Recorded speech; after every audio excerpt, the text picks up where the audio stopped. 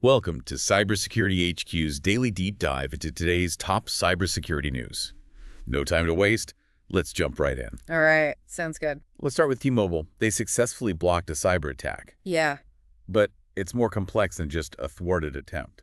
it is. This wasn't just some random hacker. Right. This attack was linked to Salt Typhoon, a group with ties to China and a history of targeting major U.S. telecom companies. Exactly. And this attack wasn't an isolated incident either. No. This seems to be part of a much larger campaign targeting U.S. telecom infrastructure, one that Senator Warner has labeled as potentially the worst telecom hack in our nation's history. Yeah, it's a scary thought. And we've seen reports of attacks on Verizon, AT&T, and Lumen Technologies, Wow. all bearing the hallmarks of Salt Typhoon. So what makes Salt Typhoon so dangerous? What are they after and how do they operate? Well, their primary objective seems to be twofold: disrupting government communications and stealing call data. Interesting. What's interesting about this specific attack on T-Mobile is how they gained access. How? It wasn't through a direct attack on T-Mobile systems, but rather through a compromised wireline provider Oh, wow. connected to T-Mobile's network.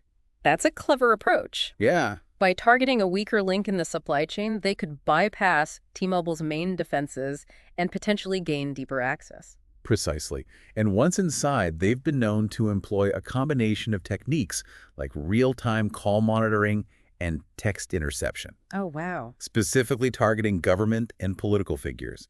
It's a significant escalation in terms of sophistication and intent. T-Mobile says they successfully blocked the attack and that no sensitive customer data was compromised. Right. But given the ongoing nature of this campaign, the threat is far from over. Absolutely. This highlights a crucial point for all organizations. Yeah. Understanding the interconnectedness of our digital ecosystems. Yeah. A weak link anywhere in your supply chain can be exploited to compromise even the most secure systems. Very good point. Let's move on to Microsoft. They had a busy week patching vulnerabilities, including a critical one that was being actively exploited. Yeah. CVE 2024-49035. Yeah, An access control flaw in the Microsoft partner network. This one really stands out. it does. This allowed unauthenticated attackers to gain escalated privileges across the network. Imagine the damage that could cause if exploited on a large scale. Thankfully, Microsoft automatically pushed out updates mitigating the immediate risk. Right. But what's concerning is the sheer number of vulnerabilities they patched this week, each with potential for significant damage. Right. Alongside CVE 2024-49035, there are several other vulnerabilities that deserve attention. Like what? We saw CVE 2024-49038, a cross-site scripting vulnerability in Copilot Studio. This allowed for unauthorized privilege escalation via manipulated web inputs. And let's not forget CVE 2024-49052, a missing authentication flaw in Azure Policy Watch, which could also be exploited for privilege escalation. Plus, there's a cross-site scripting vulnerability affecting the iOS, Android, and web versions of Dynamics 365 Sales. It's a reminder that even with automatic updates, user awareness remains crucial. A single click on a malicious link or a compromised web input can still wreak havoc even on patched systems. Speaking of havoc, Nozomi Networks discovered a staggering 22 vulnerabilities in Advantech EKI industrial-grade wireless access points. Yeah, 6 of them are classified as critical, meaning they could allow for remote code execution, backdoor creation, or denial of service attacks. These vulnerabilities paint a rather grim picture for industrial control systems. Yeah. These access points are used in critical infrastructure, and exploiting these flaws could have devastating real-world consequences. Indeed, imagine an attacker gaining control of an industrial control system in a power plant or a manufacturing facility. The potential for disruption and damage is enormous. Right. And what makes these vulnerabilities particularly dangerous is the possibility of combining them to gain persistent access and execute arbitrary commands. Let's break down some of the specific vulnerabilities. Some of them, like CVE 2024-50370 through CVE 2024-50374, stem from improper handling of operating system commands. Essentially, an attacker could send specially crafted commands that would be executed by the access point's operating system with elevated privileges. Right. And then we have CVE 2024-50376, a cross-site scripting vulnerability Right. that could allow an attacker to inject malicious scripts into the access point's web interface. And what could that do? This could be used to steal credentials, redirect traffic, or even install backdoors. What's particularly troubling is that these vulnerabilities can be exploited remotely without any physical access to the device. Exactly. An attacker could potentially compromise these access points from anywhere in the world. Wow. using something as simple as a rogue access point, Oh, wow. or even the device's built-in Wi-Fi analyzer feature to deliver malicious scripts. The good news is that Advantech has released firmware updates to address these vulnerabilities. They have, however, patching industrial control systems is often a complex and time-consuming process, and many organizations are slow to implement updates. Right. This leaves a window of opportunity for attackers to exploit these flaws. So what should organizations do? Security teams responsible for critical infrastructure need to prioritize patching these devices as soon as possible. Shifting gears to the world of software supply chain security, we have a troubling story about the at 0xXMLRPC NPM package, which was compromised for an entire year. Yeah, this package designed for XML RPC communication had malicious code injected into versions 1.3.4 and later. Okay. What makes this case stand out is the level of stealth employed by the attackers. How so? The malware was designed to suspend its operations whenever there was user activity, Wow, that's clever. making detection incredibly difficult. The impact of this compromise is significant. Yeah. We're talking about data theft on a grand scale. Right. SSH keys, bash histories, system information, all siphoned off and sent back to the attackers. And as if that wasn't enough, the compromised package also installed the XMRig crypto miner on affected systems. Exactly. This means the attackers were not only stealing sensitive data, but also using compromised machines to mine cryptocurrency. Yeah, generating profits for themselves at the expense of their victims. The malware spread through two main channels: direct installations from the NPM registry, and as a hidden dependency in other projects. Right. This second vector is particularly insidious, as developers may unknowingly include the malicious package in their applications, further amplifying the malware's reach. One of the projects affected was YAP, a C++ library for parsing and manipulating Yahoo protocol buffers. Oh, wow. This highlights how interconnected the open source ecosystem is. Yes. And how a single compromised package can have a cascading effect, impacting countless downstream projects. Researchers estimate that at least 68 systems were directly compromised through this campaign. Right. However, given the stealthy nature of the malware and its ability to spread through dependencies, the true number of victims could be much higher. Yeah, much higher. This incident is a stark reminder of the importance of continuous monitoring and vigilance in software development. Relying solely on traditional antivirus solutions is no longer sufficient. Nope. Organizations need to adopt a multi-layered approach to security, including code review, dependency analysis, and runtime monitoring to detect and prevent these types of attacks. Right, a multi-layered approach is essential in today's threat landscape. And speaking of malware, it seems attackers have found a new and rather surprising way to distribute their payloads: the open-source Godot engine, a popular tool for creating video games. Yeah, this is a concerning development. Godot is known for its ease of use and accessibility, making it a favorite among indie game developers and hobbyists. Right. But attackers are now exploiting its popularity for malicious purposes. They're using Godot's scripting language, GDScript, to craft malware that can bypass traditional antivirus detection. Yes. What's particularly alarming is that they can embed this malicious code directly within game files, effectively weaponizing seemingly harmless games. Over 17,000 systems have been infected since June, with the primary payloads being the Redline Stealer and XMRig miners. Redline steals sensitive information like passwords, credit card data, and cryptocurrency wallet credentials, while XMRig uses the victim's computing power to mine cryptocurrency for the attackers. To distribute this malware, the attackers have established a complex infrastructure dubbed the Stargazer's Ghost Network on GitHub. Right. They've created over 200 fake repositories and over 225 fake accounts designed to mimic legitimate developers and projects. And how do they spread it? They use social engineering tactics to entice users into downloading and running their malicious games. Oh, wow. Often by promoting them as early access releases or promising exclusive content. And this isn't just limited to Windows users either. This malware is designed to target Windows, macOS, and even Linux systems. Right, making it a truly cross-platform threat. What's perhaps most concerning is the potential for attackers to tamper with legitimate Godot-built games. Absolutely. Further expanding their reach and potentially compromising unsuspecting gamers who download games from official sources. This attack highlights the evolving nature of the threat landscape and how attackers are constantly seeking new ways to exploit legitimate tools and platforms. Hmm.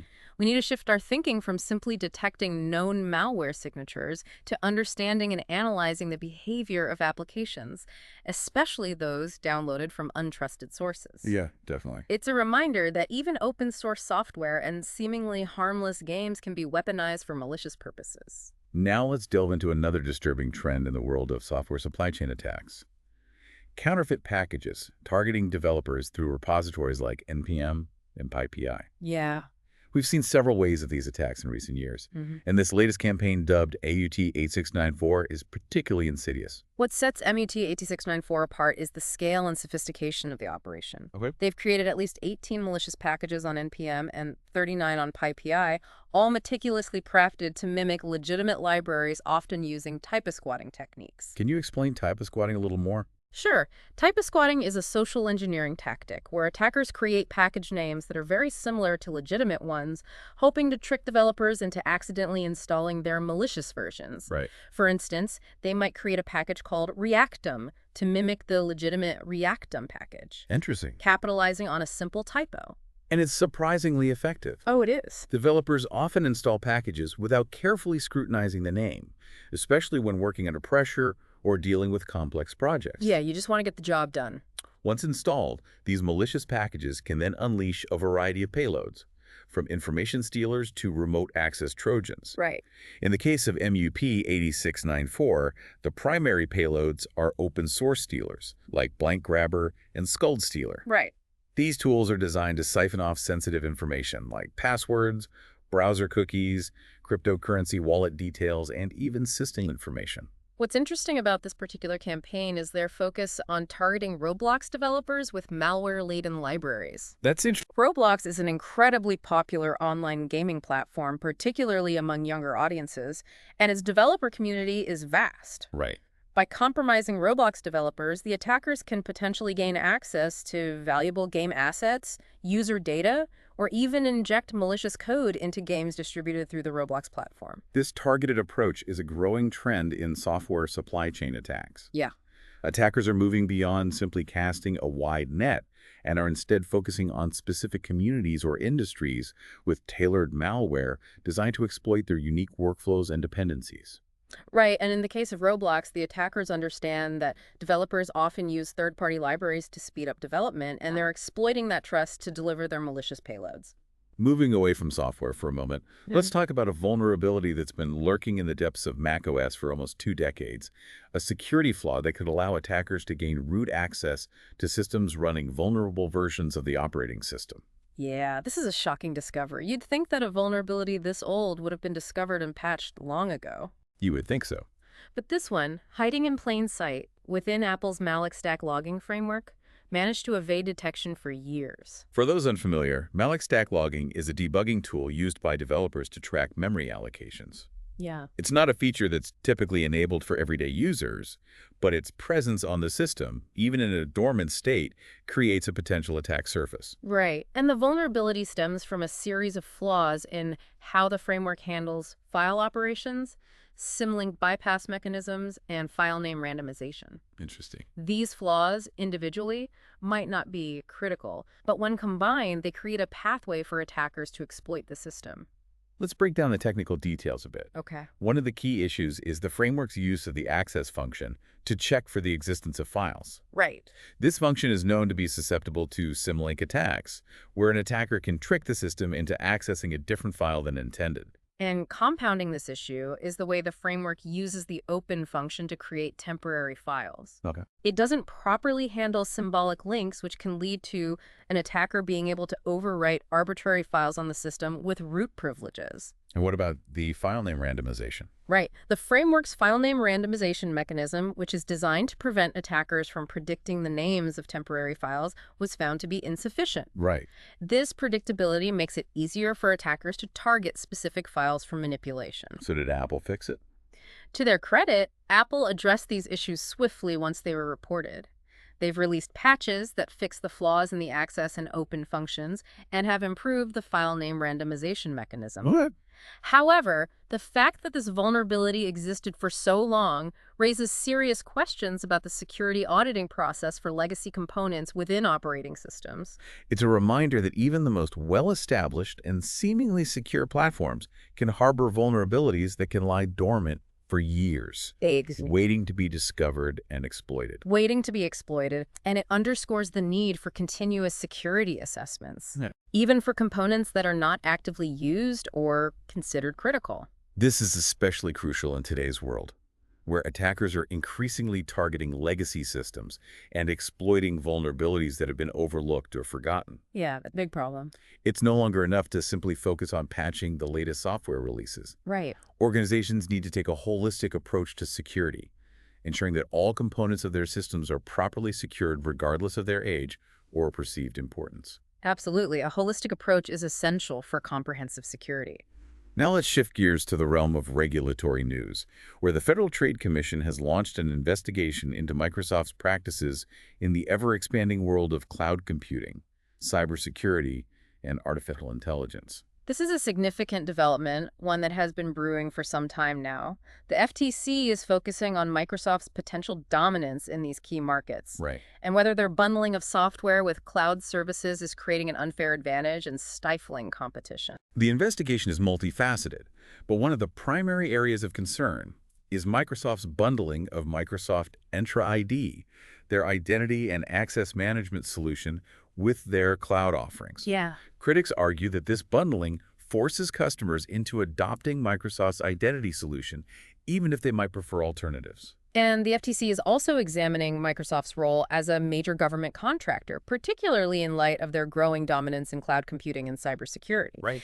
There are concerns that Microsoft's position as a trusted government supplier gives them an unfair advantage in the commercial market, How so? potentially crowding out smaller competitors or dissuading government agencies from exploring alternative solutions. This investigation is part of a broader trend of increased scrutiny of big tech companies and their practices, not just in the United States, but also internationally.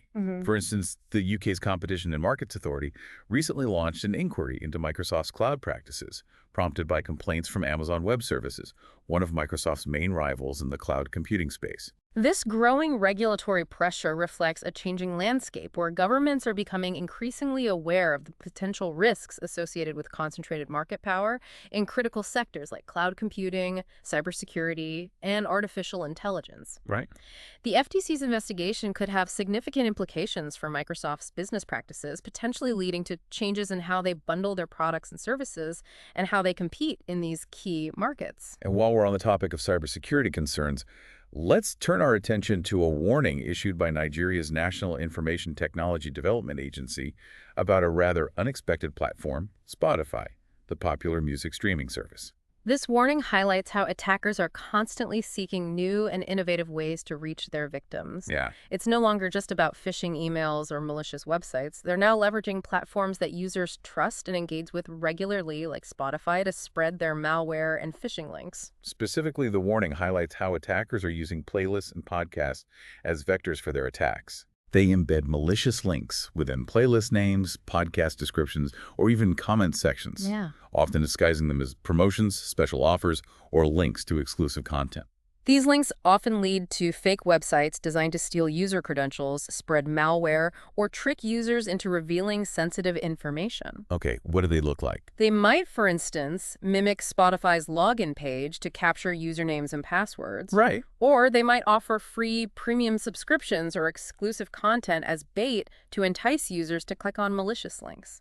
This warning from NITDA is a reminder that no platform is immune to attack and that we need to remain vigilant even when using services we trust. Absolutely. It's crucial to be cautious about clicking on links, even those shared by friends or found on seemingly legitimate profiles or playlists. It's also a good opportunity to revisit basic security hygiene practices, like enabling two-factor authentication on your Spotify account and being wary of offers or promotions that seem too good to be true. If something sounds too good to be true, it probably is, and it's best to err on the side of caution when it comes to your online security. Good advice. Thanks.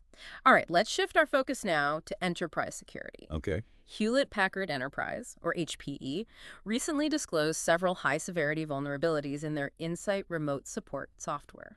This is a critical piece of software used by many organizations for remote server management and troubleshooting.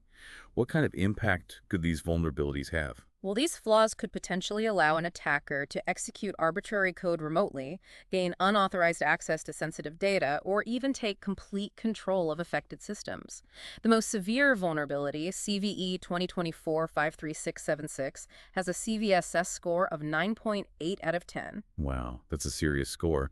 What makes this particular vulnerability so dangerous? It allows for unauthenticated remote code execution, meaning an attacker wouldn't even need valid credentials to exploit it. Oh, wow. They could potentially target systems from anywhere in the world using techniques like network scanning to identify vulnerable instances. So what are the specifics of these vulnerabilities? How could they be exploited? CVE 2024-53676 stems from an insecure implementation of a remote procedure call RPC interface within the software. Okay. An attacker could send specially crafted requests to this interface, bypassing authentication mechanisms and ultimately executing arbitrary code on the server.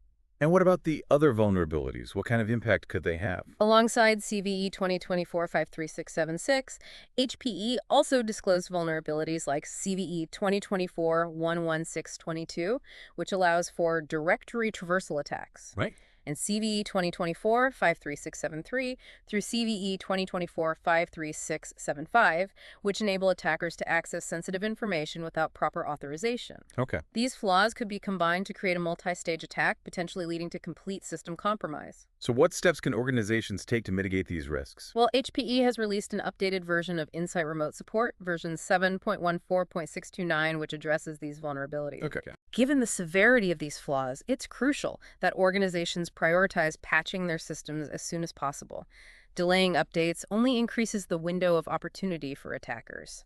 And while we're on the topic of nation-state activity, let's talk about China's rapidly evolving offensive cyber capabilities. Yeah. There's been a lot of discussion lately about their increasingly sophisticated tactics Yeah. and the complex ecosystem they've built to support these operations. What's particularly notable about China's approach is the blurring of lines between state, corporate, and academic entities. Right.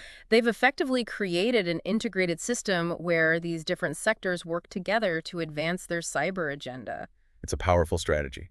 By leveraging the resources and expertise of both the private sector and academia, they can accelerate the development of offensive tools and techniques, conduct large-scale cyber espionage operations, and even potentially launch disruptive or destructive attacks. Right, and this isn't just speculation. Right. We've seen evidence of this integrated approach in action. Like what? For example, companies like Kihu 360 and Threatbook, which are major players in China's $22 billion cybersecurity industry, have been linked to both defensive and offensive cyber operations. So they're playing both sides. It seems so. They develop security software and provide threat intelligence, but there's also evidence that they collaborate with state actors, sharing information, and even potentially providing tools or expertise that can be used for offensive purposes. And it's not just these large companies either, right? Right. Smaller players like iSoon, which specializes in network security and vulnerability research, have also been linked to state-sponsored activities. So who are the key state actors involved in these operations? We're talking about organizations like the People's Liberation Army's Strategic Support Force, PLASSF, which houses their elite cyber warfare units. Wow. The Ministry of State Security, MSS, responsible for intelligence gathering and counterintelligence. Right. And the Ministry of Public Security, MPS, which handles domestic security and law enforcement. These agencies have vast resources and technical expertise at their disposal. Yeah, they do. And they've been implicated in numerous cyber espionage campaigns targeting governments, corporations, and individuals around the world. And let's not forget the role of academic institutions in this ecosystem. Universities like Peking University and Shanghai Jiaotong University have strong cybersecurity programs. Okay. And there's evidence that some of their research is being used to develop offensive capabilities. So like a pipeline for talent. Exactly.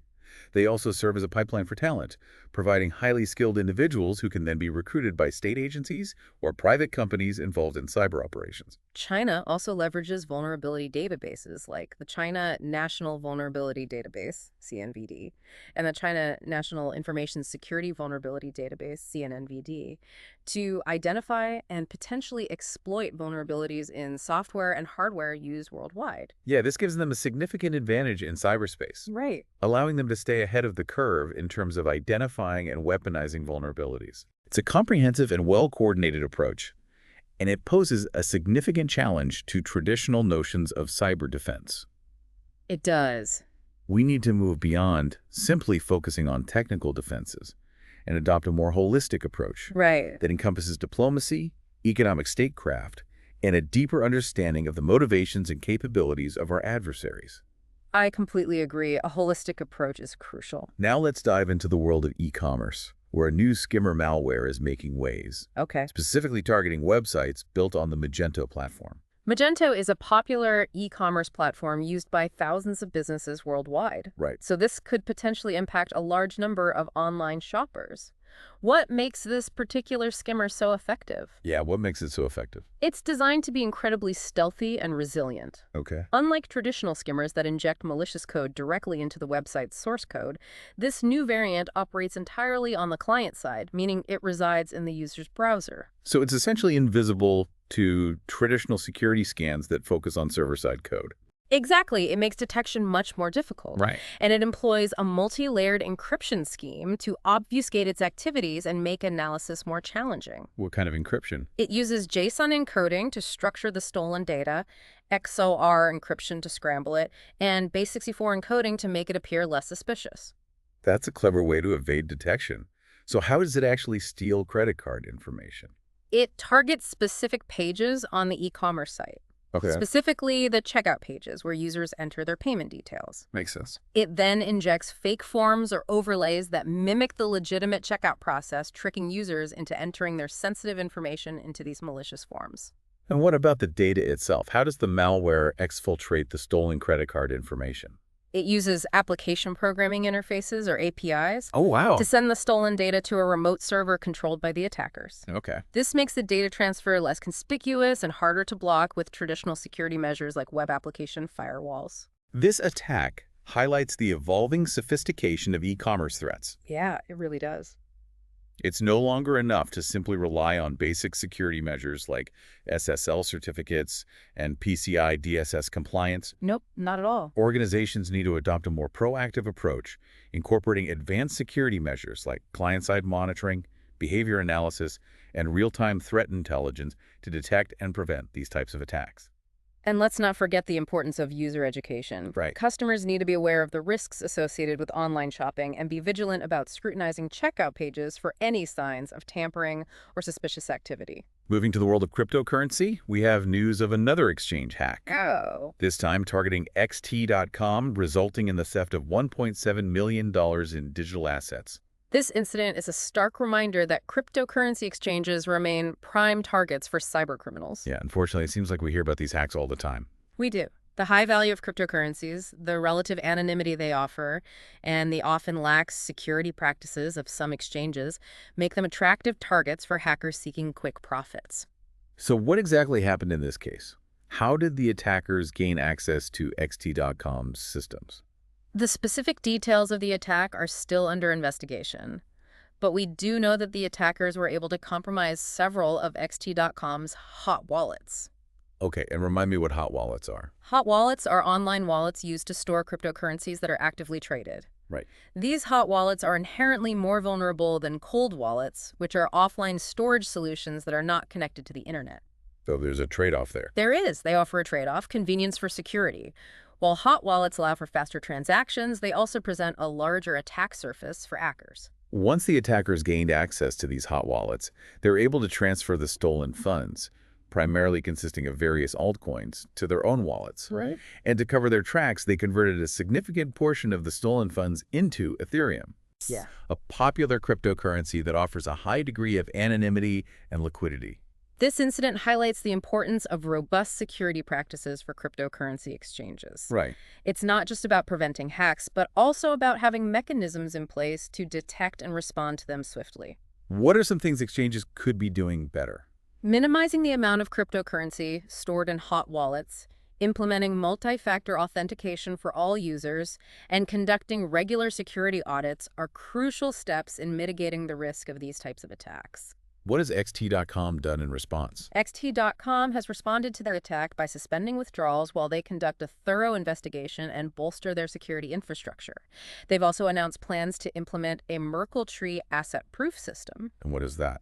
which is a cryptographic technique designed to enhance the security and transparency of their asset management. Okay. This system, if implemented correctly, could provide users with greater assurance that their funds are safe and that the exchange is taking the necessary steps to prevent future attacks. Now let's shift our attention to the Middle East, where Saudi Arabia is making significant strides in establishing itself as a regional leader in cybersecurity. This commitment to cybersecurity was on full display at the recent Black Hat NA conference held in Riyadh. And what was that conference about?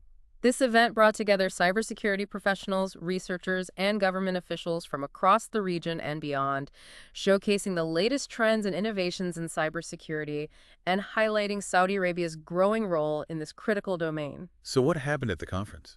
The conference featured a wide array of workshops, presentations, and technical challenges designed to foster collaboration, knowledge sharing, and the development of practical skills. That sounds interesting. One of the highlights of the conference was a Capture the Flag tournament, which attracted top cybersecurity talent from across the region, competing for over SR 790,000 in prizes. Wow, that's a lot of money. CTF competitions are a great way to identify and nurture cybersecurity talent, providing participants with a hands-on opportunity to test their skills, learn from their peers, and gain recognition for their expertise. What else did they have?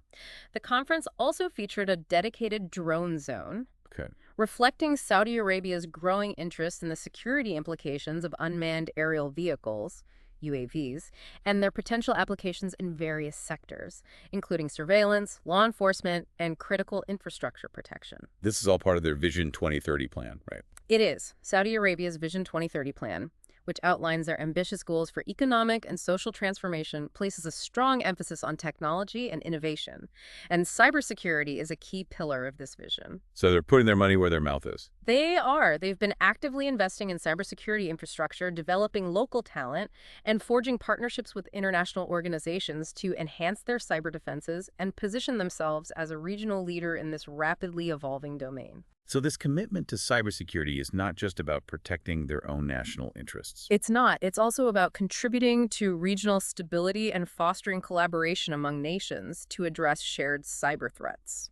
Now let's turn our attention back to a persistent threat actor, North Korean hackers. Right. They've been increasingly active in recent years, targeting individuals, organizations, and even governments around the world. They have. They're known for their technical prowess and their willingness to use a variety of sophisticated tactics to achieve their objectives, which often include financial gain, espionage, and disruption. And what's their latest tactic? Their latest campaign involves targeting software developers with weaponized JavaScript projects distributed through the Node Package Manager (NPM) repository.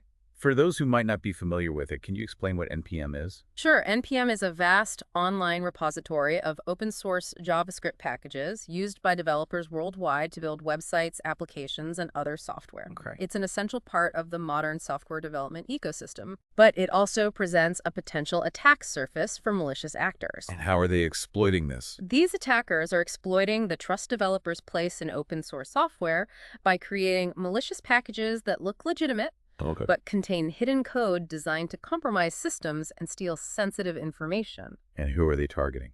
And it's not just a random assortment of targets either. Okay. They seem to be particularly interested in compromising developers who work with cryptocurrency, particularly those who develop browser extensions or tools related to digital assets. That makes sense given North Korea's increasing reliance on cybercrime as a source of revenue. It does. They've been linked to numerous high-profile cryptocurrency heists, Right. and they're constantly seeking new ways to exploit vulnerabilities in the cryptocurrency ecosystem. So how does this particular attack chain work? How do they get developers to install these malicious packages? It starts with a technique known as typo-squatting, where attackers create package names that are very similar to legitimate ones, hoping to trick developers into accidentally installing their malicious versions. It's a simple but effective technique, especially when developers are working quickly or not paying close attention to the details of the packages they're installing. Exactly. It preys on human error. Once a developer installs one of these malicious packages, it deploys a piece of malware called Beavertail. Right. And what does that do? This malware is designed to be stealthy, Okay. evading detection by traditional antivirus software. So it flies under the radar. It does. Beavertail acts as a dropper, delivering a more potent payload called Invisible Ferret, Interesting name. a Python-based backdoor that gives the attackers a foothold on the compromised system. And what can Invisible Ferret do? Invisible Ferret is a versatile tool. Okay. It can log keystrokes, steal files, download additional malware, Right. and even provide the attackers with remote access to the compromised system. And as we mentioned earlier, they're particularly interested in targeting cryptocurrency extensions. Right. These extensions often store sensitive information like private keys or seed phrases, which are essential for accessing cryptocurrency wallets. By compromising these extensions, the attackers can gain full control over their victims' cryptocurrency holdings, potentially draining their wallets or using them for other nefarious purposes. Exactly. It's a very lucrative attack for them. This attack highlights the importance of vigilance when working with open source software. Yeah, vigilance is key. It's crucial to carefully scrutinize the packages you're installing, verify their legitimacy, and even consider using security tools that can scan for malicious code before installation. Right. It's better to be safe than sorry. It also underscores the need for strong endpoint security solutions that can detect and prevent these types of attacks. Absolutely. Traditional antivirus software is often ineffective against modern, sophisticated malware like Invisible Ferret.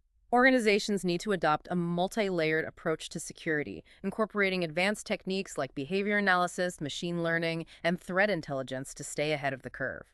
Now let's talk about a critical vulnerability that was recently discovered in Zabbix, Okay. a widely used open-source network monitoring tool. Zabbix is a powerful tool used by organizations of all sizes to monitor the health and performance of their IT infrastructure. Right. A vulnerability in such a widely deployed tool could have significant implications. What kind of vulnerability are we talking about? The vulnerability, tracked as CVE 2024-42327, is a classic SQL injection flaw. Okay. It allows attackers to inject malicious SQL code into Zabbix's database queries, What could that lead to? potentially gaining unauthorized access to sensitive information, modifying data, or even executing arbitrary commands on the underlying database server. SQL injection vulnerabilities are one of the most common and dangerous web application security flaws. They've been around for decades, Right. but they continue to plague websites and applications due to insecure coding practices. So what's the root cause of this vulnerability?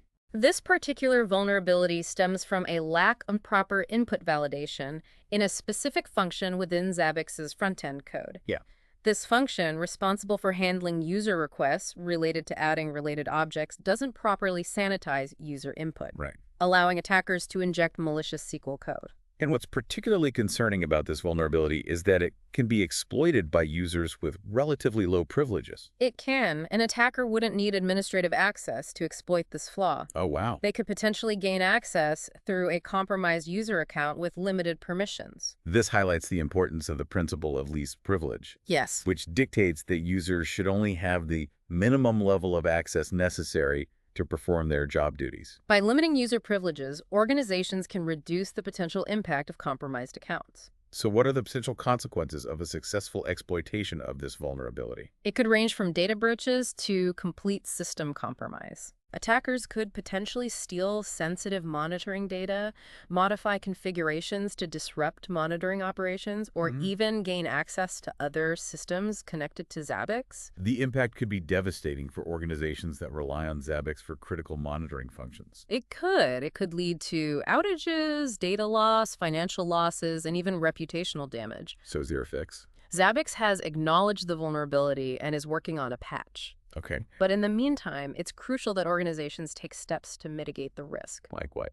One of the most effective mitigation strategies is to restrict access to Zabbix's API. Okay. This API provides a programmatic interface for interacting with Zabbix, and it's often used by attackers to automate their attacks. What else? Another important step is to implement Web Application Firewall, WAF, rules specifically designed to detect and block SQL injection attacks. And what do those do? WFs act as a protective barrier between web applications and the outside world, filtering out malicious traffic and preventing it from reaching vulnerable systems. Okay, that makes sense. It's also crucial to audit user roles and permissions within Zabbix, ensuring that users only have the necessary privileges to perform their tasks. And segmenting networks to isolate critical systems from less secure ones can further limit the potential impact of a successful attack. Now, let's turn our attention to Australia, where the Australian Cybersecurity Centre recently released their annual threat report, Okay. providing valuable insights into the evolving cyber threat landscape down under. This report is a must-read for anyone interested in understanding the current state of cyber threats, not just in Australia, but also globally. What are some of the key takeaways? It provides a comprehensive overview of the key trends and challenges facing organizations today. Okay. Drawing upon the ACSC's extensive experience in incident response, threat intelligence, and cybersecurity research. One of the key takeaways from the report is the increasing sophistication and aggression of state-sponsored attackers, particularly those from China and Russia. Yeah. These attackers are targeting a wide range of organizations, from government agencies and critical infrastructure providers to private businesses and even individuals with valuable information or access. They're using a variety of advanced tactics, including spear phishing, malware, zero-day exploits, Right. and even supply chain attacks to compromise their targets and achieve their objectives. The report also highlights the growing threat from cyber criminal groups who are becoming increasingly organized and professional in their operations. They're leveraging ransomware, business email compromise scams, and other sophisticated techniques to extort money from victims, steal sensitive information, and disrupt business operations. And they're using AI too, right? The report emphasizes the growing use of artificial intelligence by cyber criminals to enhance their attacks and evade detection. Right. AI-powered tools can be used to automate phishing campaigns, create more convincing deepfakes, and even generate malicious code that is harder to detect by traditional security software. And let's not forget about hacktivists. The report also highlights the growing threat from hacktivist groups who are motivated by political or social causes rather than financial gain. What are they doing? They often use distributed denial of service attacks to disrupt websites and online services, Right. deface websites with their messages, or leak sensitive information to embarrass or expose their targets. One of the most concerning trends highlighted in the report is the increasing impact of cyber attacks on critical infrastructure. Yeah, over 11% of the cybersecurity incidents reported to the ACSC in the past year involved critical infrastructure providers, Wow. highlighting the vulnerability of these essential services to cyber threats. These attacks can have devastating real-world consequences, It can? potentially disrupting power grids, transportation systems, healthcare facilities, and other essential services that we rely on daily. Scary thought. Is the Australian government doing anything to address these threats? They've recently enacted the Cybersecurity Act 2024, which strengthens their cybersecurity framework and provides greater powers to government agencies to respond to cyber incidents. And what about critical infrastructure specifically? They've also launched the Critical Infrastructure Uplift Program, CIUP, which aims to bolster the cybersecurity of critical infrastructure providers and enhance their resilience against cyber attacks. And what does that program involve? This program provides funding and support to critical infrastructure providers to help them improve their cybersecurity posture, implement best practices, and enhance their incident response capabilities. Now let's shift our focus to the United Kingdom, where the National Cybersecurity Centre, NCSC, has updated its cybersecurity toolkit for boards, Okay. providing valuable guidance to business leaders on how to effectively manage cyber risks. This toolkit is an invaluable resource for boards of directors, CEOs, and other senior executives who are responsible for overseeing cybersecurity within their organizations. What does it cover? It provides a clear and concise framework for understanding cyber risks, developing a cybersecurity strategy, and implementing effective controls to mitigate these risks. So what's new in this latest update? One of the key additions to the latest version of the toolkit is a new case study that examines the British Library's experience with a ransomware incident. Oh, that's interesting. What happened? This case study provides valuable insights into the challenges and lessons learned from dealing with a real-world cyber attack, Right. highlighting the importance of proactive security measures, a robust incident response plan, and effective communication both internally and externally. The British Library's experience demonstrates that even well-resourced organizations with strong security practices can fall victim to sophisticated cyber attacks. Yeah, sobering reminder. But it also shows that with the right planning and preparation, organizations can effectively respond to these incidents and minimize the damage. Exactly. Preparation is key. What are some of the key takeaways from this case study? The toolkit emphasizes the importance of several key proactive measures, including addressing legacy system vulnerabilities, Right. implementing multi-factor authentication, Right. and conducting regular security assessments to identify and remediate weaknesses in their defenses. It also underscores the need for a well-defined incident response plan that outlines the steps to be taken in the event of a cyber attack. Absolutely. Having a plan in place is essential. This plan should include procedures for containment, eradication, recovery, and communication, Right. ensuring that everyone within the organization knows their role and responsibilities in responding to an incident. Now, let's turn our attention to the Tor project, Okay. a nonprofit organization that develops and maintains the Tor anonymity network, a crucial tool for online privacy and freedom of expression. The Tor network allows users to browse the internet anonymously, bypassing censorship and protecting their identity from surveillance. Right. It's a vital tool for journalists, activists, whistleblowers, and anyone who needs to access the internet without fear of reprisal. But the Tor network faces ongoing challenges from governments and other actors who seek to censor it or block access to its services. Yeah, it's an ongoing battle. One of the key ways they do this is by blocking or filtering traffic to known Tor nodes, Right. the servers that make up the Tor network. Oh. To circumvent these blocks, the Tor project relies on a network of volunteer-run bridges. Bridges are Tor nodes that are not publicly listed, Yeah. making them harder for censors to block. So users can connect to the Tor network through these bridges, bypassing censorship and accessing the internet freely. Exactly. But there's a problem, right? There is. The Tor project is facing a shortage of bridges, particularly a specific type of bridge called a web tunnel bridge.